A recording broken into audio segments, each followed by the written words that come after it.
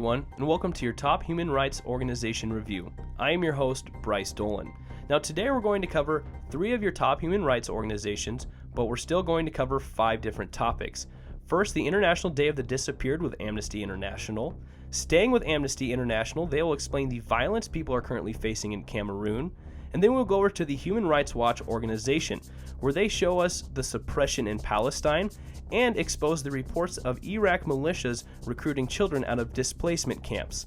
And then we will end the show with the NRC, the Norwegian Refugee Council, as they bring our attention to the horrors of traveling as a refugee. Now, August 30th is the International Day of the Disappeared. I said in the last segment we'll help spread support with the hashtag International Disappeared Day. Well, now we have another one. Hashtag Where is Sombath? Amnesty International takes us to Laos, where people are demanding authorities to promptly, thoroughly, and effectively investigate the disappearance and abduction of Sombath Somphone. On December 15th, 2012, Sombath Somphone, a leading member of Laos civil society, was stopped by traffic police and taken away in the back of a pickup. His whereabouts remain unknown. His family has not been kept informed by authorities at all, and there has been no credible investigation into his enforced disappearance. The entire incident was actually caught on traffic camera. You see the traffic stop, you see Sombath getting into the pickup and being led away by armed motorcyclists. Now, Rafini Jamin, Amnesty International's director for Southeast Asia and the Pacific, was quoted saying, "More than 3 years have passed since Sombath Somphone was last seen. We have no alternative but to conclude that the authorities are either directly responsible for his disappearance or have failed miserably to take all necessary measures to get to the bottom of what happened." Next week, Barack Obama will become the first U.S. president to visit Laos. He must seize this rare opportunity to raise concerns about the human rights situation in the notoriously closed country, including by asking the authorities, "Where is Sombath?" said T. Kumar, Amnesty International USA's International Advocacy Director. Starting on the International Day of the Disappeared, Amnesty International encourages people to use the hashtag #WhereIsSombath to raise awareness of the enforced disappearance of Sombath Somphone. Now, sadly, the worst may be feared since the Laos authorities refused help from other countries to investigate, and they also failed to respond to appeals from the United Nations, the European Parliament, and Archbishop Desmond Tutu. Now, staying with Amnesty International and the issue of disappearances, we find ourselves in Cameroon. Similar in a sense to Rio de Janeiro. We talked earlier in Rio how people are afraid of the violent drug gangs and police all the same, while over 170,000 people are facing a similar crossfire. On the one hand, you have the violent abuses of the government in Cameroon, and then on the other, you have the Islamic extremist, the ISIS ally, and terrorist group Boko Haram. Now, Boko Haram was actually named the deadliest terrorist group. Now, in only 1 year, the deadly crossfire has forced more than 170,000 from their homes. First, it was the violent Boko Haram. Then, the abusive and terrifying security service came in, rounding up whole villages and arresting boys and men without warrant or explanation. And then after that, they would torture them, and then they would disappear. A female villager describes what it was like when security services came to their village. Over 130 men and boys were taken from her village in 1 day, including her son. Now, the villagers know that night 25 that were taken died in captivity. The others, besides that 25, simply disappeared. Now, the Cameroonian government's passing of a new anti-terror law has devastating consequences for hundreds and is a result of its vague and broad definition of terrorism. People have been arrested for crimes such as not having an identity card or having recently visited Nigeria. Now, speaking of journalists being abused and suppressed, Human Rights Watch says Palestine is cracking down on journalists and activists. The Palestinian authorities in the West Bank and Gaza are arresting, abusing, and criminally charging journalists and activists who express peaceful criticisms of the authorities.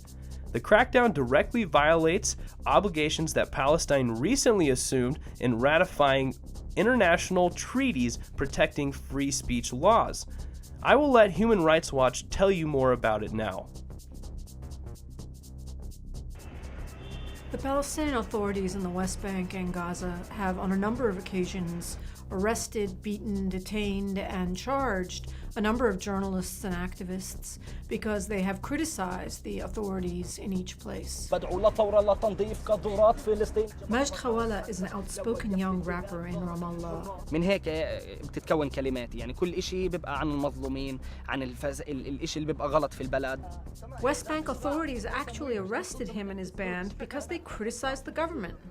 كان الضابط لما يجي يسألني إنه أنت عملت رشيت على الرئيس وكتبت على الرئيس أحكي له لا، يطلع يدخل واحد تاني يضربني بعدين يطلع ويجي يحكي لي أنت معك رصاص ومعك سلاح معك جعب. إلي شاب صاحبي تكسروا أسنانه، ضربوني بوكس على ثمي، في عندي 3 طواحين تكسروا من الإشي هذا. الشاب اللي كان معي الفك تاعه انكسر، والشاب اللي معي طفوا الدخان في ايديه، كانوا يدخنوا طفوا الدخان في ايديه. بيحكوا انه انتوا بتحرضوا الشعب، انت اذا بتحكي عن الفلسطينية او عن الحرية انت ممكن هيك بتحرض الشعب او ممكن بتهين او بتعرض اساءة للسلطة او للرئيس بطريقة يعني غير مباشرة. بيحكوا انه في الاغاني انت بتوصل رسالة مبطنة، يعني كانوا يحكوا انت بتوصل رسالة مبطنة للشعب، ثورة، انتفاضة.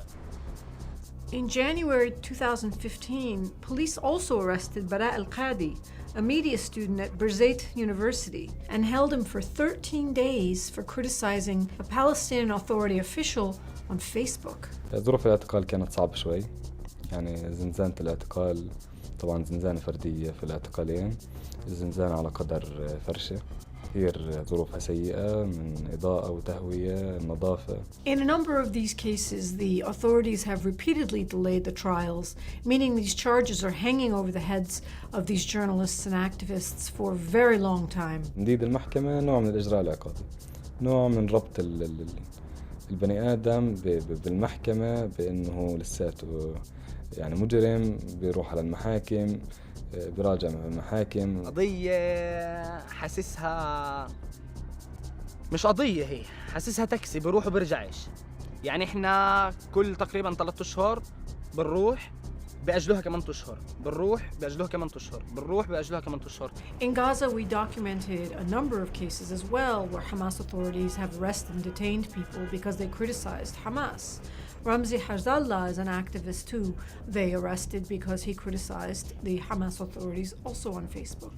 خلال الاعتقال كان التعذيب طبعا عبارة عن ضرب كفوف، وكان يعني وجهه مغمى، فهذه الشغلة أكثر ما هي يعني تعذيب جسدي، كان اللي هو ضرر نفسي أكبر من الجسدي. فهاي كانت كل النظام إنه ضرب على الكفوف وتكبير الإيدين طبعا بالكلبشات وتهديد بالشبح. Journalists and activists are telling us that the arrest and harassment of other journalists and activists is frightening to them and has had a chilling effect on their ability to speak openly and publicly about what they see as shortcomings and problems in the authorities that govern them. انتقاد الأشخاص نهائي لغيته، عشان انت عارفة كيف صار الاعتقال الأخير واللي قبله عن طريق شكوى من أشخاص معينة كنت أنا بنتقدها بعينها. يعني أنا حاليا متوقف عن الكتابة صراحة، يعني حابب أريح، لأنه طول ما أنا بكتب طول ما الملاحقة مستمرة.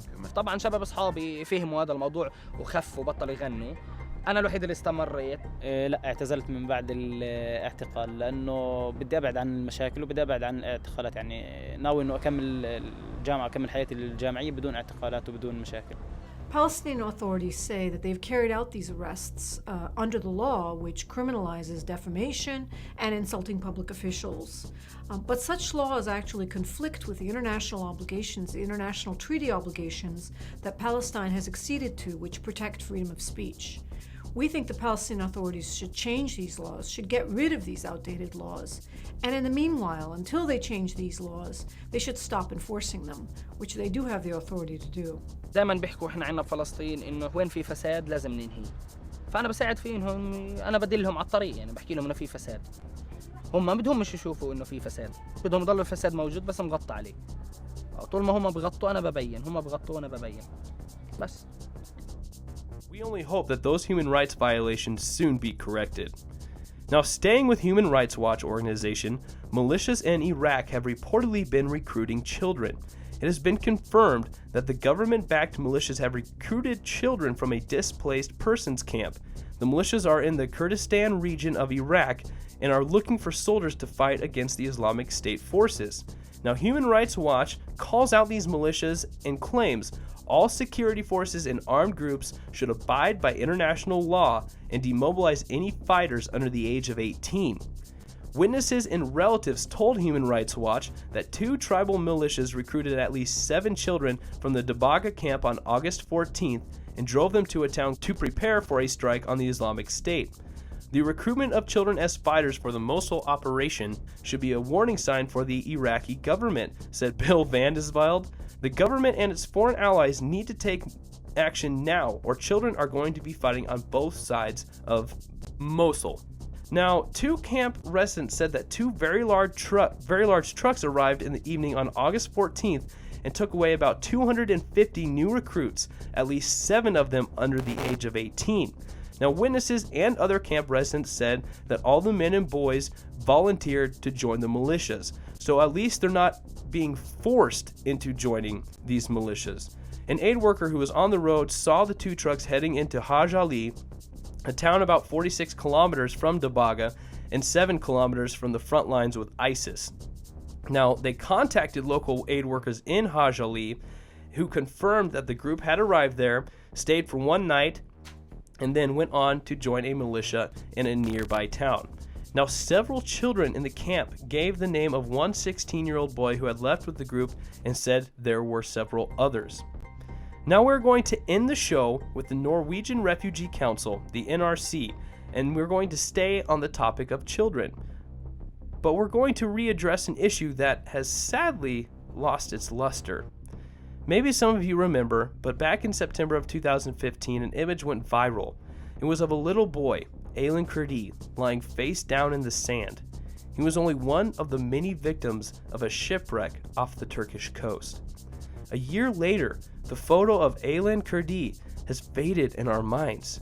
The same waves that surround the Mediterranean holiday destinations have continued to become a graveyard for an increasing number of children. Aylan did not become the last. The hemorrhage of human lives on the doorstep to Europe has gotten worse. More than 4,100 people have drowned on their way to Europe since the tragic death of Aylan. Now, fewer refugees are able to come to Europe, in spite of a dramatic increase in people forced to flee globally. While we have been able to increase emergency relief for some places where civilians are under attack, we have failed to tackle the root causes. The brutal wars in Syria, Afghanistan, and Iraq have all escalated over the last year, and the catastrophic situation for refugees in neighboring countries has not improved. My Aylan died for nothing. Little has changed, said Aylan Kurdi's father in an interview with the Italian newspaper La Repubblica this spring. I hope he is wrong. There is so much more we can still do to avoid tragedies. More safe routes for refugees to seek protection in Europe, family reunification and resettlement places, strengthened rescue capacity, more support to countries hosting large numbers of refugees, and intensified work for political solutions. We can still prove there is a European civilization that does not stand idly by watching children drown in the ocean or leave them trapped in war. Just like young Aylan Kurdi, they all have a name. Now, ladies and gentlemen, if you want to see this article and all of the previous articles, you can find their links below in the description. Please subscribe to our YouTube channel, give us a like on Facebook, and follow us on Twitter. But this was your Top Human Rights Organization Review, and I was your host, Bryce Dolan.